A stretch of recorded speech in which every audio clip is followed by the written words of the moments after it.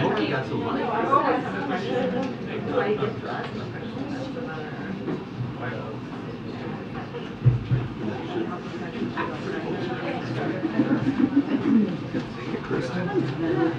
I'm fine. How are you?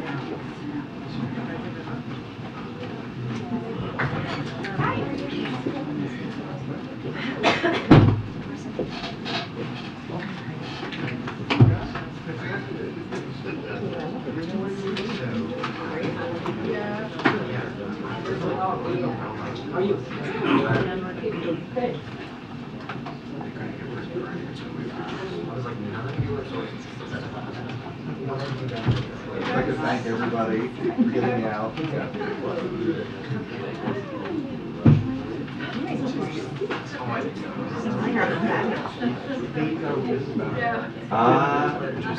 hiding now.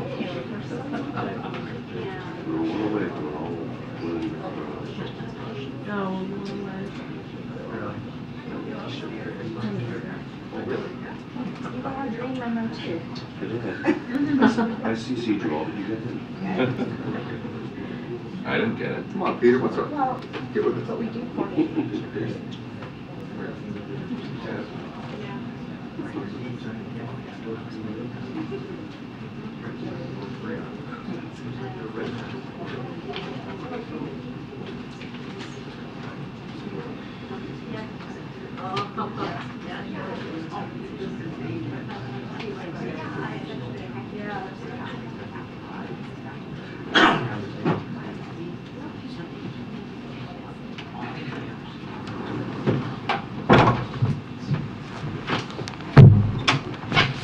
Good afternoon, everybody. Good afternoon.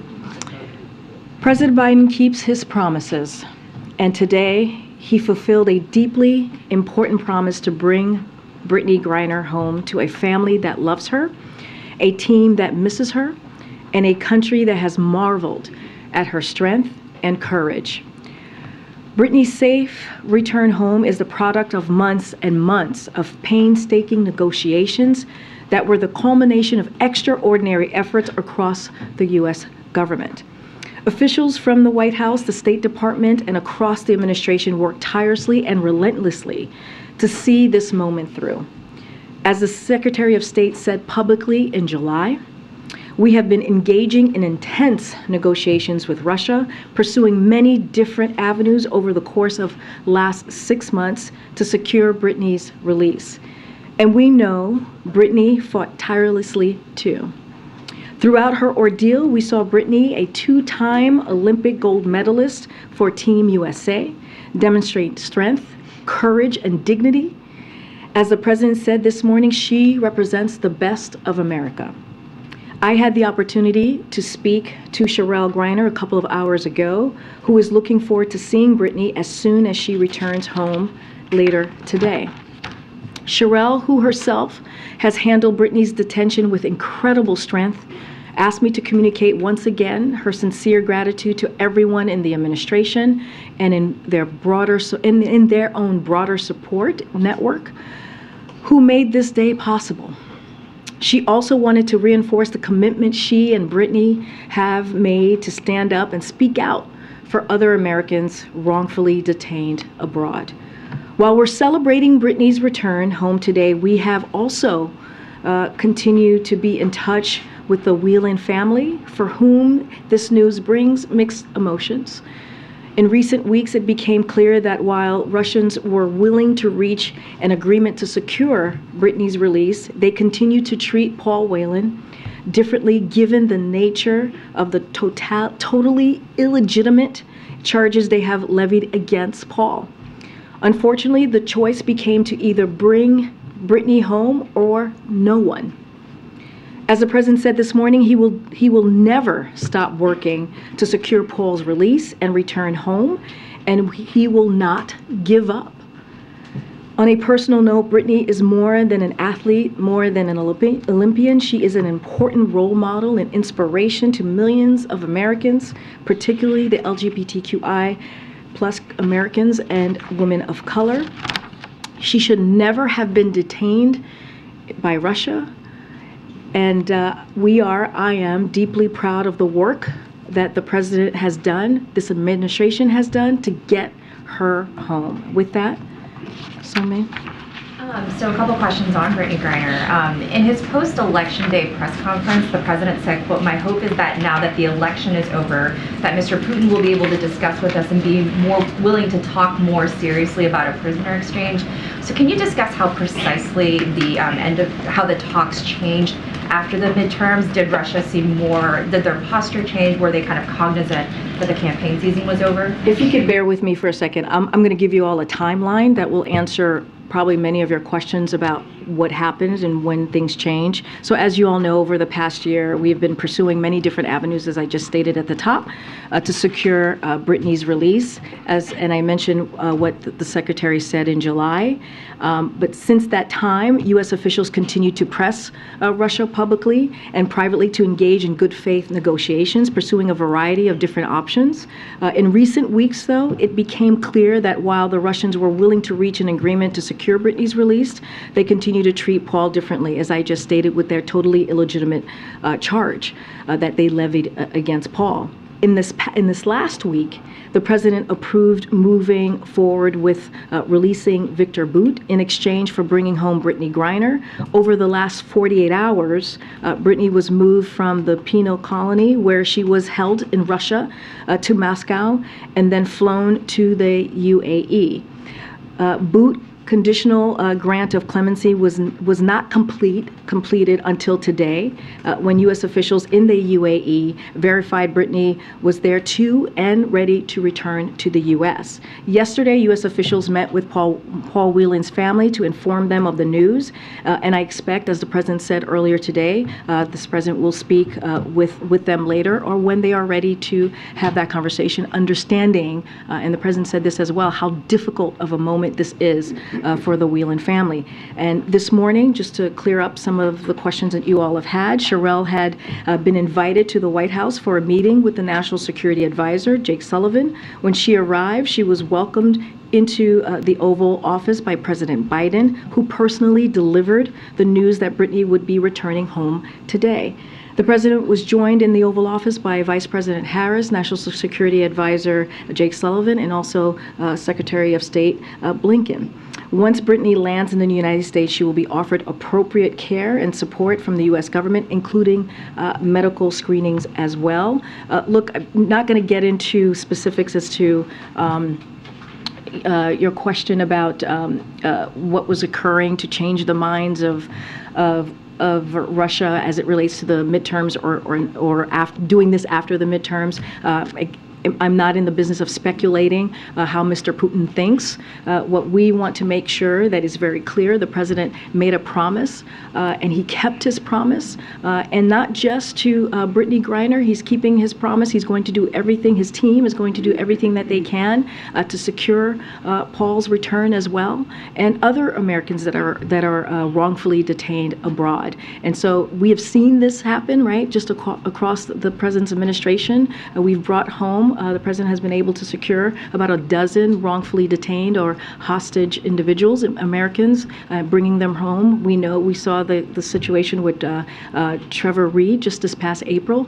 So this is a commitment that the president has, that his administration has, and we will continue. Can you discuss specifically what Russia wanted beyond Victor Bout and what that the U.S. would not do, and what is it that the U.S. was willing to offer in addition to Victor Bout? So here's the thing. The Russians were not willing to negotiate in good faith for the release of Paul Whelan at this time. And in order to increase the chances for success, we're not going to certainly discuss more about the negotiations for his release publicly. But we are committed to securing Paul's release, but we're just not going to get into specifics. But like I said, they were not operating in good faith. One more question. I mean, obviously, we're all very happy to hear the news that she's coming home, but I'm wondering if the administration's concerned about whether there's any precedent set here about what the U.S. government is willing to trade in exchange to release Americans imprisoned abroad. So, look, this was not a decision that the president made lightly, but he believed it was the right thing to do to secure Brittany's release. And so, this is a commitment that he had, a promise that he made. And where we were left with is either we bring Brittany home or no one at all. And so, I had one of my colleagues in the National Security Council said today he believed that there was a moral obligation here to get her home. This does not mean that the president will stop with Brittany. He's going to continue to make sure that we secure Paul Whelan's return as well as other Americans who are wrongfully detained abroad. Thanks, Karine. Was there a risk assessment to determine how dangerous Boot may be now that he's been released back into the world? And what is the result if there was one? How should people be thinking about the fact that this man is free? So look, again, this was not a decision that the president made lightly. Just want to be very clear on that. We will always stay vigilant about our national security. That's something that the president will always do, and we will act swiftly to protect it. That was true yesterday, that is true today, and that will be true after Mr. Boot's release. So that is a commitment that the president has to the American people. But again, he believed this was the right thing to do in bringing Brittany home. But in making that decision, surely he heard from officials, the intelligence community, about how dangerous Boot is or is not. So I'm just asking. No, I hear your question. Assessment. I hear your question. I'm not going to get into specifics about what the president was told by the intelligence community. That is not something that we do from here, as you know, on any specifics. What I can say is that the president will continue to be vigilant about our national security, and he will we will remain to act swiftly to protect it. Again, this is not a decision that he made lightly. And with regard to Whelan, David Whelan said in his statement that I'm guessing you've seen by now that Paul worked so hard to survive for nearly 4 years. And he questioned, have you continued to survive day after day when you know that your government has failed twice, essentially painting a pretty hopeless picture for his brother. So are there any concerns that Paul Whelan will hurt himself? And are there any measures that the U.S. can take to ensure his well-being? So look, all very good questions. And the president said this morning he understands how difficult a moment this is for the Whelan family. It is certainly not lost on us. As we have said, we've been speaking with the Whelan family, including today, and we're not going to certainly betray any that confidential conversation. You clearly have heard from the family directly in the statement. But look, what we are going to continue to do is we are going to continue to work to secure Paul's return, Paul's release. I think you can understand why we won't go into details, but of course, we're always concerned about the safety and the health of any American that is being held wrongfully detained and held hostage. And I'm not going to get into specifics on any future conversations that we may have with Paul and how that's going to our interaction with him is going to look like. One thing that I can say is our consular officers in Moscow were able to make contact with Paul on December 2nd, and as we know from that time, he was feeling well. He was in good health. And just one more, and just to clarify, on December 2nd, he wasn't aware that this was happening. It wasn't until today. Yeah, he was. We have made Paul Whelan aware of the exchange that happened today. He is aware of it. One more on Brittany Griner. I understand how the deal went down and what the Russians were willing to give, but how do you dispel the public perception that if you are a celebrity or a professional athlete, you get preferential treatment in a situation like this? Look, I want to be very clear here, and I think we've tried to lay this out in a clear way as well. So the president did, and my colleagues, as you've heard from them from the NSC. This was not a choice for us of which American to bring home. That was not the choice. It was a choice between bringing home one American or bringing home none, and we brought one home today, and that is important to note. And just like we were able to bring home Trevor Reed back in April, And through every step of this process, we have sought to bring Paul Whelan home, and that will not change. That will continue to be our commitment. Again, regrettably, due to nature of the totally illegitimate charges they levied against Paul, the Russians are treating this situation differently than Brittany's situation, and we have been unable to secure his release. We made every possible offer available to us to secure Paul's release, but there was no way to bring Paul home right now. We would have preferred, of course we would have preferred to see them both released. That's what we've been calling on. That's what you've been hearing from me and the president this past year. But we did not want to lose the opportunity before us to secure the release of one of them. And so that was the choice, one or none. And not which one. It was either none or one. And so our efforts to bring Paul home will continue. It will not stop. And the U.S. government continues to encourage the Russian government through every contact with them, through every channels, to secure his release. And we want them to do it in good faith. I want to get your reaction to Paul Whelan's own words in response to this. He told one of our colleagues that he doesn't understand why he's still sitting there, that he's greatly disappointed that more has not been done to secure his release. So can you respond directly to him? Can you assure him that you are, in fact, now doing everything you can? Yeah, look, I would refer you to the words of the president himself, right? This is something that we are committed to doing. And again, I'll repeat this because the president said this, and this is just repeating the president as well. It's like he understands how difficult a time this is for the family, Paul's family. He understands that. There are mixed emotions today for them. They also said that they were proud to see, Brittany come home today. And the president is going to do everything that he can, as we have seen him do many times across the time, his tenure in the administration, to bring Paul home. And so this is a commitment that the president is giving to the family and to Americans. And does the president have any plans to speak with Whelan's family or to try and speak with Paul Whelan himself? So as he said himself, he's looking forward to speaking to the Whelan family today or when they are ready to have that conversation. He is open and ready to communicate with them. And does the president, should we have any plans or any expectation for him to meet with Brittany Griner? I don't have anything to preview at this time. Our efforts right now, our focus is to get her home safely and to get her back to her family, to her team, to her loved ones, and give her all the necessary tools that she will need to re-engage, to come back to the U.S. in the way that she chooses. Right. Thank you, Karine. Quick question on Saudi Arabia's involvement in securing Griner's release.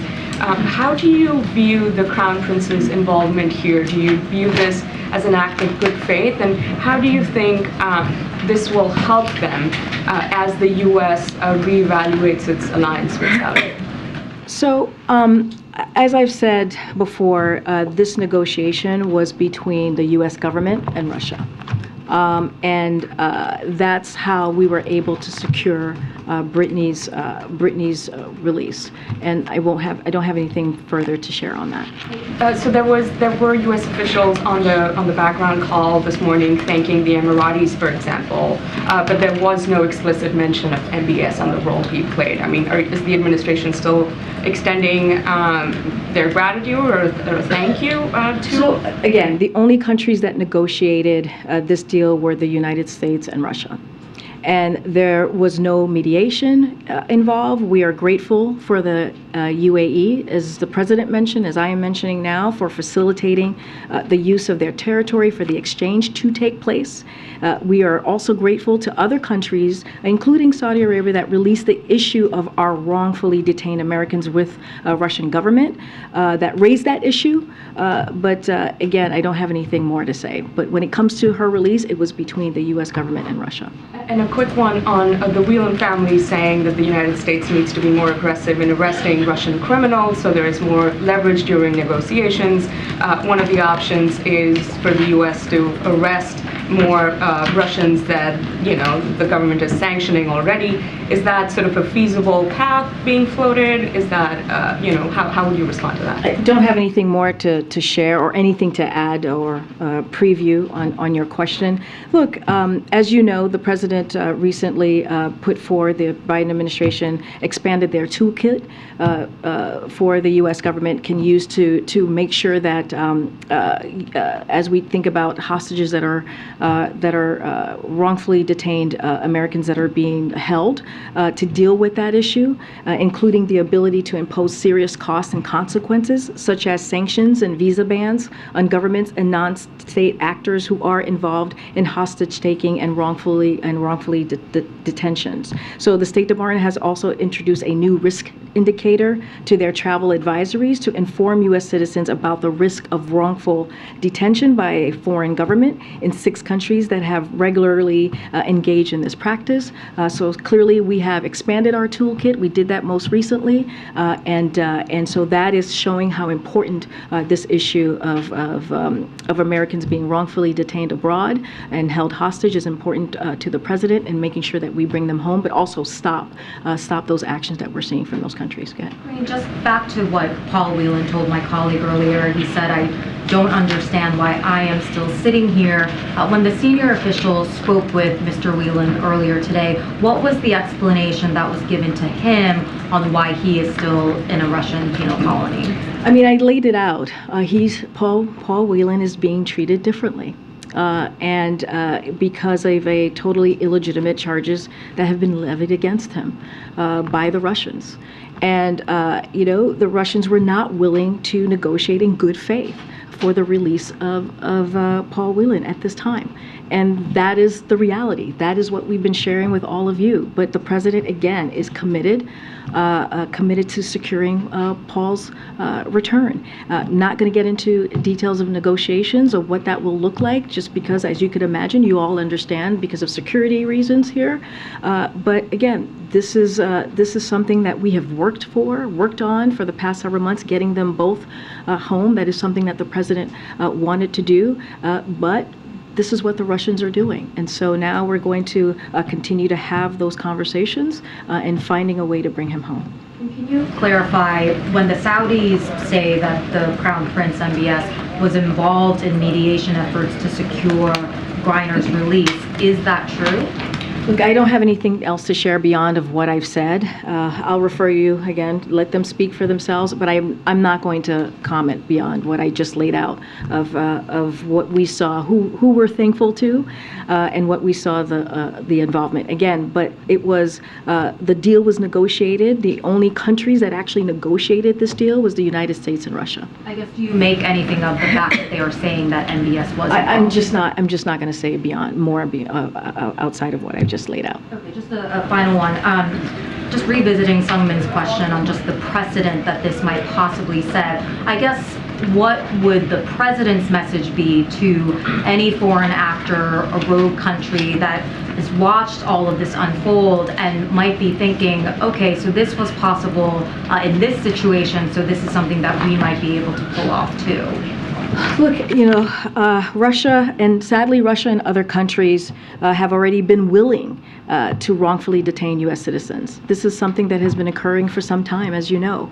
So we have been focused on how we can bring them home, and we make no apologies for that. And that's what you have seen us do today. That's what you've seen us do with Trevor Reed and others.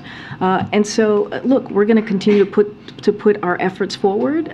We have, again, expanded our toolkit to make sure we do everything that we can to bring them home. But this is something that has been happening for some time now. But is there concern of this kind of precedent being set?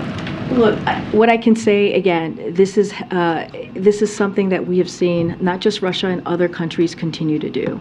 This is something that they've been willing to do, which is wrongfully detained U.S. Americans. We are going to do everything that we can to bring them home. We're not going to apologize about it. We are going to keep our commitment to bring American citizens, again, who are being wrongfully detained, who are being held hostage, back home safely to their families where they should be. Thanks. Does the White House have any indication that this negotiation is foundational and or could lead to greater communication with Russia up to and including about Ukraine? So look, this release culminated after an extraordinary amount of hard work by many people just across the U.S. government, as I just laid out early on, and our national security team, obviously. It was about securing Brittany's release, pure and simple. That's what this was about. That's what this particular action was about. As we've stated numerous occasions, the U.S. government engaged with Russian government through every available channel to bring Griner and Paul Whelan home. As it relates to, if you're asking me about what we're seeing in Ukraine, the invasion in Ukraine by Russia, it's not going to change our commitment to the Ukrainian people to make sure that they are able to fight against the aggression that they are dealing with Russia, to fight for their freedom, to fight for their democracy. That does not change. But this, I would look at this particular issue specifically to what we were trying to do, bringing home an Americans back home safely. One more. The president indicated that he had talked to Brittany Griner. Can you give us any more details about that conversation? How long it was? What was talked about? Has he talked to her again since this morning? I don't have a new a conversation to read out to you at this time. We have basically has shared that this morning in the Oval Office, as I kind of gave a little bit of a timeline moments ago, when the president invited Sherelle Griner into the Oval Office to let her know what was occurring today, that Brittany was coming home. They called, I think there's a photo out there that we tweeted, they called Brittany together along with the Vice President and Secretary Blinken, and we have shared with all of you that she was in good spirits. Don't have anything further to share, but yes, there was a conversation, I think we shared that earlier this morning, that he had with Brittany Griner when she was on her way here on the plane, when she was able to have communications to have that conversation with her wife, the President, the Vice President, and Secretary Blinken. Thanks. Just building on Cleve's first question. It was a channel that worked, a channel of communication with the Russian government that was successful in reaching this agreement. Does the administration not think that that is an opportunity to make progress in other areas, whether it's Ukraine, whether it's arms? There's so many issues.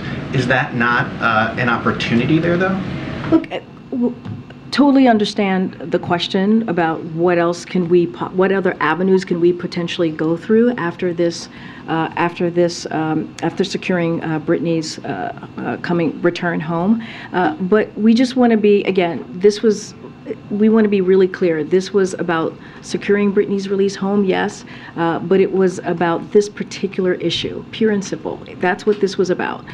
Don't want to get ahead of any potential conversation about Ukraine. Don't want to get ahead of any conversation about arms deal. I know there's the new treaty out there. I know you all have questions about that. But this was about what the president's commitment is and has been, what the administration's work has been, which is bringing home American citizens who are wrongfully detained. And that has been our focus with Brittany this past year. On another one, you spoke, obviously we're talking about Griner. You also talk about efforts to reach to Paul Whelan's family as well as Paul Whelan himself. I just wanted to ask, have there been any similar efforts regarding American Mark Fogel, who was also in Russia, also arrested on marijuana charges? How is his case different, or why is the actions for Mark Fogel different than these? So look, we take seriously our responsibility to assist U.S. citizens abroad and are monitoring the situation. Any specifics on Mark Fogel or any others, I would refer you to the State Department for additional information on those specific cases. There are every case is different. Every case, there are different ways that I can talk about them, so I don't want to get ahead of that, so I would refer you to the State Department. But you do see a difference between Griner's case and Fogel's case? No, that's not what I'm saying. I'm saying that sometimes we're not able to talk about that particular individual, and so I don't want to get ahead of that. There are reasons for that, for their own security, for their own privacy, so I would refer you to the State Department. Thanks, Karine. The president said he expected that Brittany Griner would be back in the U.S. in about 24 hours. Is it your expectation that she'll return home to Texas, or? For privacy reasons and security reasons, I'm not going to get ahead of or share any information on where she will be or where she will be landing. What I can say is she will be reunited with her family. Don't want to get again into details about timing or location, just to respect her family's wishes and for privacy, giving them the space and time that is needed at this moment. We would ask, we ask all of you to respect their privacy as well. But I'll share this. Typically, upon arrival, people are offered a wide range of additional support, including a full medical checkup and a mental checkup, and anything that they potentially can need to move forward. I want to ask you, as you know, there's some criticism of the release of Victor Bout, and I know you said the president doesn't take it lightly. He waited very carefully. But we are talking about a man who, when he was sentenced to 25 years, Preet Baraha, who at the time was the top federal prosecutor in New York, said that this was someone who had conspired to sell AK-47s that he knew would have been used to kill Americans, American drug agents. Law enforcement officials may not be happy with his release. What's the president's message to them and to others who say essentially that this was a bad deal, that this is a terrible man who has not fully paid his debt? So look, negotiations for release of wrongful detainees are often very difficult. That's just a reality. In part because of the price that must be paid to bring Americans home to their loved ones, and in part because of immediate results can feel unfair or arbitrary, right? To your point. Victor Bout, who served 12 years in U.S. prison facilities after being convicted with due process, who was scheduled for release in 2029, has been allowed to return to Russia as part of this arrangement, as you all know. While, look, we celebrate Brittany's homecoming. We remain committed to seeing Paul Whelan's likewise released. Through every step of this process, we sought to bring Paul Whelan home as well. And we did so in good faith with Russians and proposing different options. And I'll say this again, we'll not stop to do that. But here it is, and I said, my colleague said this earlier today, the president felt a moral obligation to bring Brittany home. There was an opportunity to do that. It was either Brittany or no one at all. And we're not going to apologize for that. And again, this is what we were able to do to get her home, and we are not going to stop. We are not going to stop to bring Paul Whelan home as well. We're going to continue to do the work, and also other Americans who are being held wrongfully detained. Thanks, Karine. One, just housekeeping off the top. Has Brittany Griner boarded the plane back to the U.S.? Yes, she's on her way. She's on her way home. Okay, so she's on the plane. Yeah, she's on the plane back, yes. Can you help us understand, were there any other concessions that were offered as a part of this deal? Did the U.S. give anything or get anything that has not been disclosed as a part of this deal? And just to try again on a question that you've gotten, how does this deal not send a message to Russia and to other governments that if they wrongfully detain American citizens, that they will have some of their most dangerous criminals, in this case the merchant of death, released?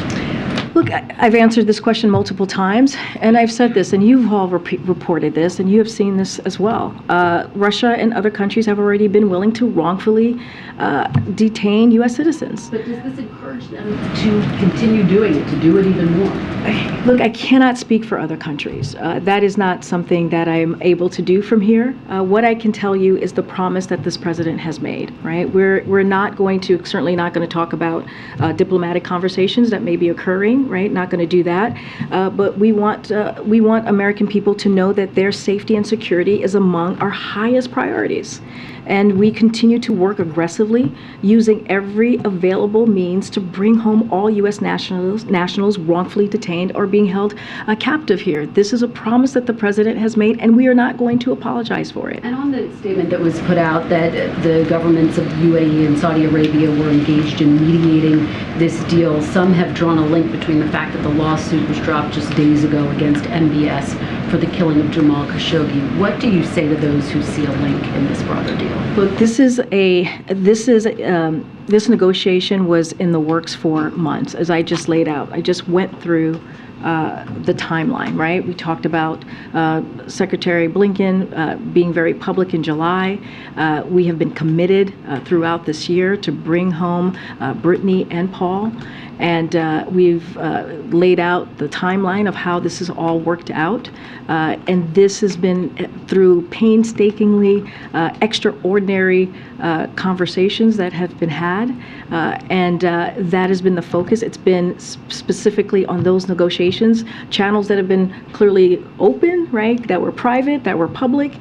And I'm just not going to get into details on negotiations and what was worked through. One more quickly. Leader McCarthy has called this, quote, a gift to Vladimir Putin, saying it endangers American lives. Your message to McCarthy. Again, sadly, Russia and other countries have already been willing to wrongfully detain U.S. citizens. This is something that they have been willing to do. And what is contention? This is a gift to Vladimir Putin. What we have said, and basically I'm just going to repeat what I have been saying. The president is committed and has been very clear, and we have seen his work, right? We have brought home people who've been held hostage and wrongfully detained over the course of his administration, and across different countries, as you all know, as you all have reported on this. He is committed to making sure, or doing everything that he can, to bring home Americans who are being wrongfully detained abroad. And that is his commitment, to bring them home safely, to bring them back home to their families and their loved ones. That is the commitment that this president has, and that's the work that you have been seeing from this administration. Okay. Thank you, Karine. In this prisoner swap, why did Russia get such a better deal? Look, I've talked about this, and I'll say this again.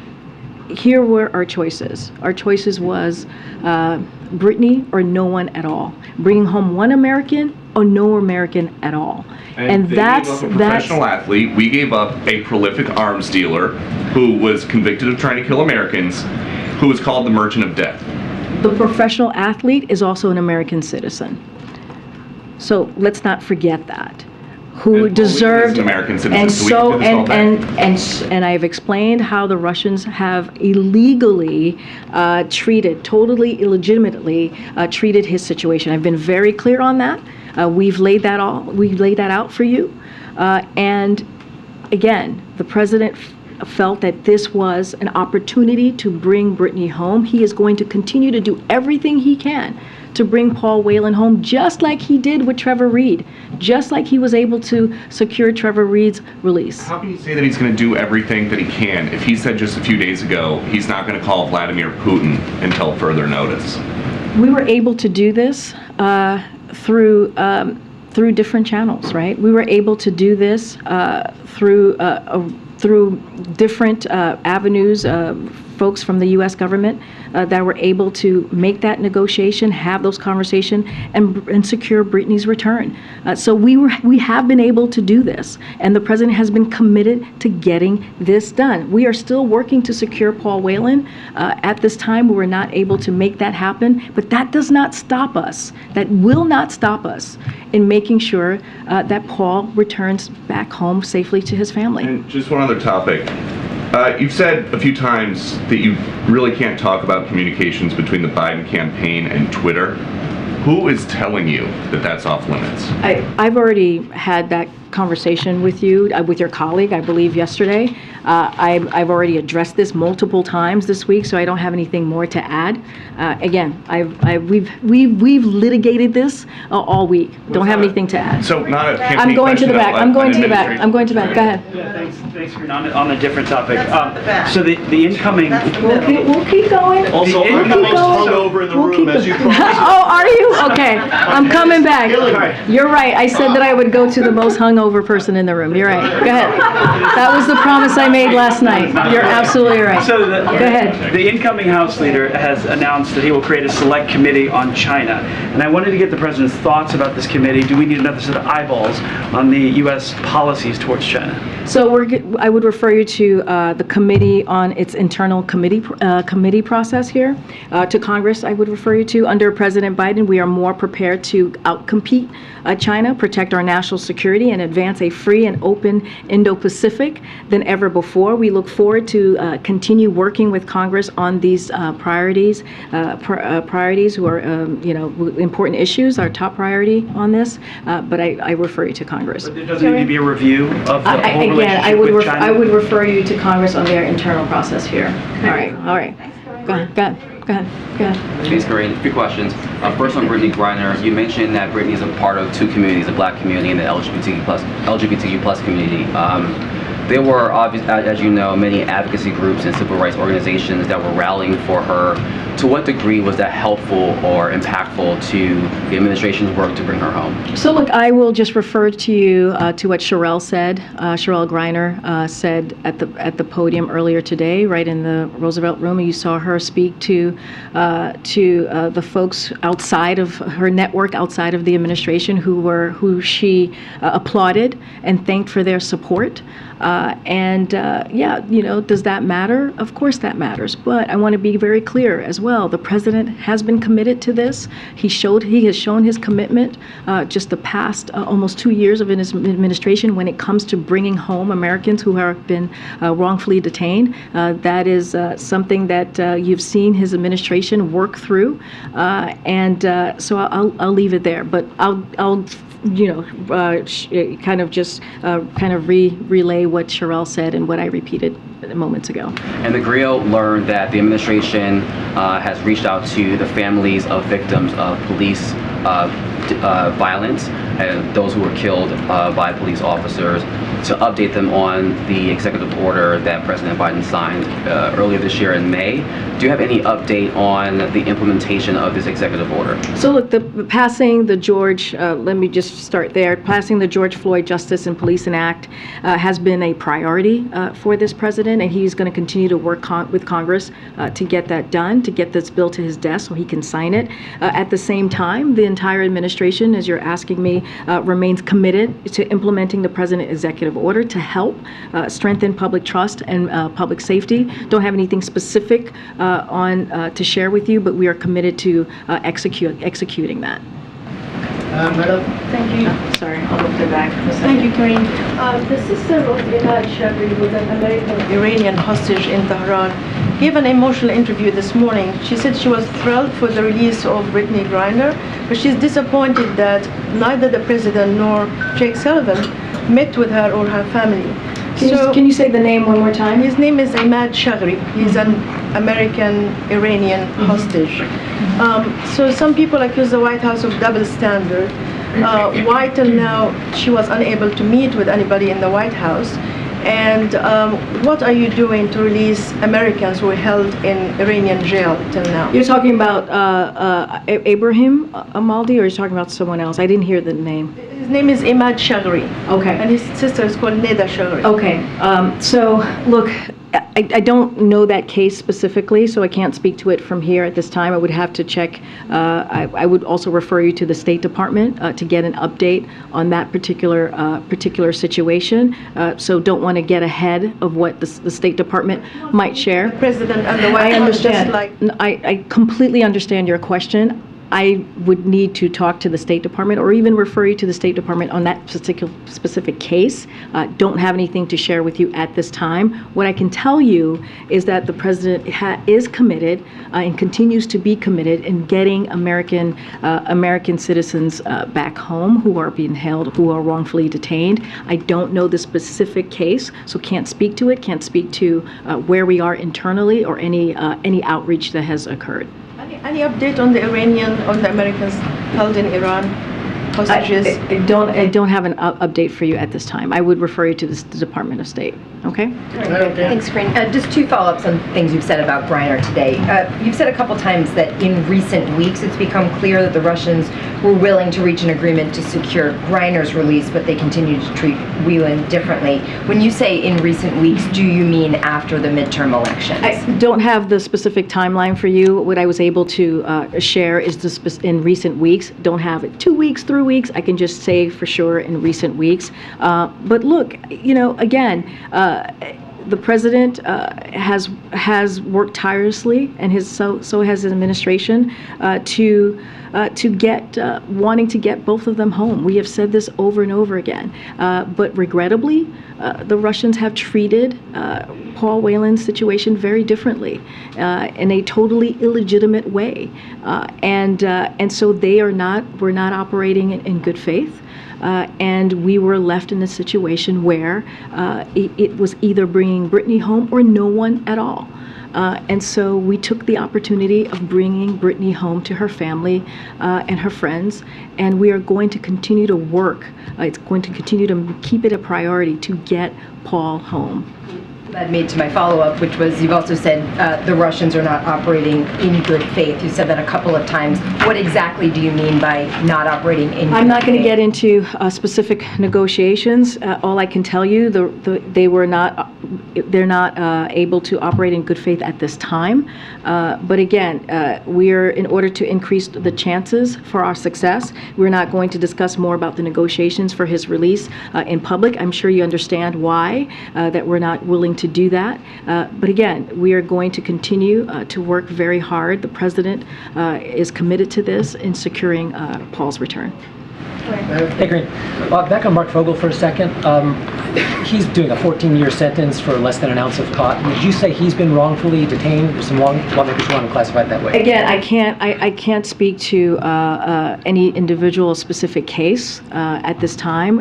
I would refer you to the State Department. Everyone has a different classification. I don't want to get ahead of what the State Department is looking to move forward, or how their diplomatic conversations, or how they're looking to move forward with that particular person. But we want Americans to know that their safety and security is among our highest priorities. Again, I don't want to get into specific individuals from here. On Victor Bout, has the Kremlin had to give any assurances somehow that he will not go back to arming despots? I'm not going to get into negotiations from here, what was discussed. But I'm not. But that's kind of part of the specific negotiations. I'm just not going to get into specifics from here. You were asked previously about the security assessment regarding Victor Bout, and you said that the United States would stay vigilant. It sounds like the administration still sees him as a security threat, no? We're saying the question is, and the question has been placed to us, is do we have security concerns, right? And what we have said is that the president did not make this decision lightly. Just want to make that very clear. But he believed this was the right thing to do to secure Brittany's release. And we are always going to stay vigilant. That is something, when it comes to our national security, that is something that the president and his administration will do, and we will swiftly act to protect it, to protect our national security. And that is true yesterday, that is true today, and that will be true after Mr. Bout's release. So that is a commitment that the president has made. So you still have security concerns? I'm not the intelligence committee here, so I'm not going to get into any intelligence about that particular individual. What I could tell you is our commitment and how this was not a decision that the president made lightly. And then on a different topic, amidst protests in China against the CCP, and after Apple changed its airdrop feature for Chinese iPhone users. Why was Tim Cook seated at the head table during the last state dinner here at the White House? I don't have any specifics on who was invited, why they were invited. Don't have that to share with you. As you know, Tim Cook was also in Phoenix, Arizona, when the president was talking about the CHIPS and Science Act, made a very important announcement. Remember, the president's priority here has been and continues to be, as he is pushing his economic priorities, is to make sure that we're creating manufacturing jobs right here in the U.S. And we have seen more than 700,000 manufacturing jobs created under this president, and it is important. It is going to change the lives of Americans across the country, and we've heard from everyday people in Arizona talking about how the announcement that the president made is going to do that, how the CHIPS and Science Act is changing the lives of Americans. I'm not going to speak to every specific individual invites that was made last week. Thank you. As the year comes to an end, how do you see the relationship between U.S. and India in this year, 2022? Say that again. As this year comes to an end, how do you see the relationship between the two countries, India and U.S., in 2022? So we see the U.S. relationship with India is strong. That's what we believe. We see it as a strong relationship. President Biden and all levels of U.S. government are in touch with our Indian partners or their counterparts. We are grateful for their leadership at the last G20 and look forward to working closely with India as their new chair of the G20. So we also look forward to continue working with India on a range of important regional and global issues as well. But you don't have a U.S. ambassador to India for about 2 years now. What's the status on that? When can you have an ambassador there? So look, as Secretary Blinken spoke to this very recently, and we have a crucial, and as I just stated, a consequential relationship with India. We continue to seek the confirmation of Mayor Garcetti. We want to see that happen quickly. Who, as you know, was voted out of committee with strong bipartisan support to serve as ambassador to India. And so we will continue we don't have any updates on timing, but we'll continue to push that forward. One final one. President has quite often spoken about people-to-people relationship between India and U.S. And right now, the visa wait time period for people in India at the U.S. Embassy and Consulate is more than 1,000 days. I think this is historic in nature. Is the president aware about it? What's this administration doing to address this? So I can say that the Biden administration is aware of the issues. While we have made great strides, as you know, because you cover this very closely, in recovering from the pandemic-related closures and staffing challenges, we are still working to respond to the significant demand of these visa services. That is something that we will continue to do. We are successfully lowering visa interview wait times. That's around the world. And we've doubled our hiring of U.S. Foreign Service personnel to do this important work. Visa processing is recovering faster than projected. And this year we expect to reach pre-pandemic processing levels. And any specifics or more about the visa process, I would refer you to the State Department on that. Can you take a question on the U.S.-Africa Summit? Can you take a question on the U.S.-Africa Summit? Karine, why is it so hard to take a question on the U.S.-Africa Summit when the president is bringing 50 African leaders, the biggest gathering of leaders of his administration? Why is it hard for you to give me a question? It is not hard. I've answered. Would you let me answer the question, or are you going to? Okay. But you don't give us questions. Okay. I'm trying to answer your question. Go ahead, sir. Go ahead. Again, I just tried. You wouldn't let me. Go ahead. I had 2 quick questions. No, but can I just tried, and you would not let me, sir. So your colleague is going to ask a question. Go ahead. Ask you a question. No, I literally just tried to answer your question. You shut me down. So now your colleague is going to. Let me ask the question first before you Okay. answer. Thanks, everybody. I'll see you tomorrow. Question on the respect for America?